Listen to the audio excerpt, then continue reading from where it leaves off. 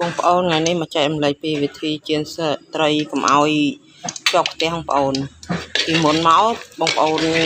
គ្រាន់តែចៀនទៅជាប់ផ្ទះអញ្ចឹងខ្ញុំចែករំលែកវិធីនេះគឺបងប្អូនដាក់ម្សៅស្រួយបងប្អូនដាក់ចំនួន1 ល្ភាអញ្ចឹងទៅចាំដាក់ត្រីចូលគឺអត់ជាប់ផ្ទះទេពីមុនខ្ញុំអត់ដឹងបាទចៀនផ្ទះម៉ែក៏ថាផ្ទះតែកាលណាយកថ្មីមកគឺជៀនជាប់ផ្ទះឲ្យតប្រើយូរ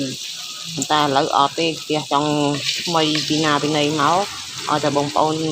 ធ្វើតាមវិធីនេះគឺអត់ជាប់ផ្ទះទេជៀនឲ្យដល់ពេលប្រែគឺមកទាំងផ្ទាំងតែម្ដង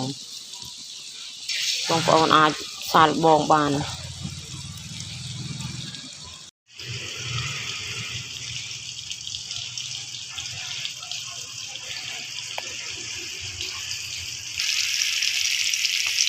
អូនត្រីខ្ញុំឥឡូវចាប់តាមគ្រីមខ្ញុំខែ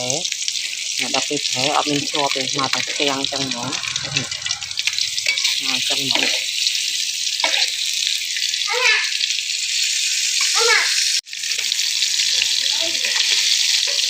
ខ្ញុំអត់តាន់គ្រីមល្អប៉ុន្តែក៏អត់ជាប់ដែរខ្ញុំសារដាក់ម្សៅកំពងក៏បានម្សៅឆាម្សៅស្រួយគឺជាប់អត់ជាប់ទេ